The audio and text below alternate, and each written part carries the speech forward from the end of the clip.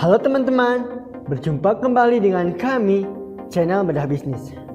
Kali ini kita akan bedah saham Tefas yang terus terbang dan mencetak all-time high setiap harinya. Sebelum memulai, kita coba bertanya kepada teman-teman. Adakah dari teman-teman yang pegang saham Tefas dari harga 500-an? Kalau ada, selamat. Teman-teman udah floating profit sebesar 1000%, alias udah 10 kali beggar. Ini ada bukti nih dari yang pegang Tefas dari 500-an, bahkan kurang dari itu. Dia punya harga di APG 493. Sampai saat ini, sampai harganya di 5.700-an, kita lihat rewardnya atau profitnya ada di angka 1056%. Sangat keren emang, bisa terus hold secara konsisten tanpa terpengaruhi drama naik turunnya saham.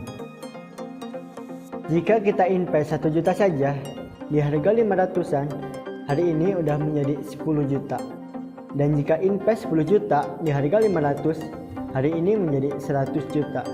Jika invest 100 juta di harga 500, coba teman-teman hitung sendiri. Mengenal perusahaan PT Telepas Indonesia atau kode sahamnya Tefas. PT Telepas Indonesia didirikan pada tanggal 17 Oktober 2008 dengan kegiatan usaha alat telekomunikasi, alat teknik, mekanikal, elektrikal, dan jasa konsultasi manajemen.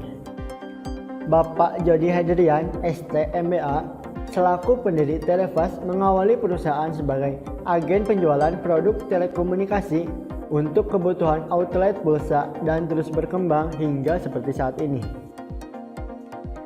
Alamat perusahaan ini berada di Setiabudi, Jakarta Selatan, dan jika teman-teman ingin mengunjungi websitenya bisa dilihat di www.telepas.co.id. Milestone penting Tefas. Pada tahun 2019, Tefas pertama kali IPO di Bursa Efek Indonesia di bawah dukungan MKS Group. Pada bulan Maret 2020, Tefas mengakuisisi PT Logistik Digital Nusantara atau LDN. Kemudian pada bulan Oktobernya, Tefas meluncurkan Si Cepat Klik dan sebulan kemudian bekerja sama dengan Alfamart dan Si Cepat agar bisa drop point di seluruh gerai Alfamart. Dan pada Desember 2020 mengadakan drop point untuk Si Cepat di seluruh jaringan bisnis Tefas. Pada bulan Februari 2021, Telefas bekerja sama dengan perusahaan-perusahaan logistik di Indonesia sebagai agregator. Selain itu, Telefas mengakuisisi saham Telepas Digital Nusantara sebanyak 51%. Kemudian pada bulan Maret, perusahaan asal Singapura, OnStar, berinvestasi di anak perusahaannya Telepas. Sebulan kemudian, Telefas mengakuisisi PT Clodeo, yang merupakan perusahaan sistem komputasi awan yang sangat dibutuhkan oleh e-commerce. Dan pada bulan Juni 2021, Telepas mengakuisisi PT Energi Selalu Baru sebanyak 5%, yang merupakan perusahaan electric vehicle atau kendaraan listrik. Kita ikuti perkembangan bisnisnya. Ekosistem Telepas menjadi bisnis logistik yang pada masa pandemi ini mengalami peningkatan yang sangat signifikan. Indonesia sebagai negara berkembang tentunya mempunyai ruang yang sangat besar dalam pertumbuhan e-commerce dan tentunya penopangnya logistik. Dan Telepas ini ditargetkan akan melampaui kapitalisasi pasar sebesar US $5 miliar pada tahun 2024. Telepas ini terus memperluas kerjasama dan kemitraan dengan berbagai mitra strategis, baik swasta dan pemerintah, untuk mengakselerasi pertumbuhan bisnisnya. Kita lihat pertumbuhannya sangat cepat. Perusahaan menargetkan mencapai 30.000 drop point pada akhir tahun 2022. Kita lihat jaringan Telepas yang sudah ada, yaitu Telepas Outlet, Alfamart, Alfamidi, dan Silver. Sedangkan yang on progress ada Dandan, SRC, Mitra Bukalapak, dan Oyo Hotel. Selain bisnis logistik, Telepas juga tidak kalah dalam IT. Telepas mengembangkan WhatsApp for Business System, aplikasi mobile, dan juga web-based system.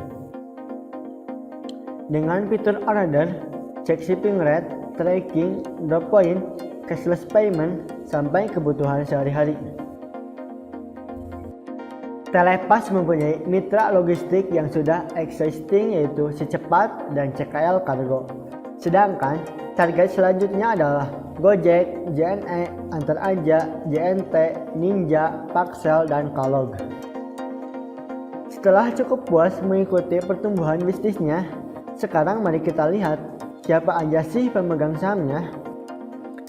Telepas dimiliki oleh PT M-Cash Integrasi sebanyak 44,66% sekaligus sebagai pengendali, PT Telepas Investama, PT Distribusi Voucher Nusantara, dan PT Soteria Wicaksana. Dan sekarang kita bahas yang tak kalah pentingnya, yaitu kinerja keuangan. Kita lihat revenue, gross profit margin, dan net profit marginnya mengalami penurunan.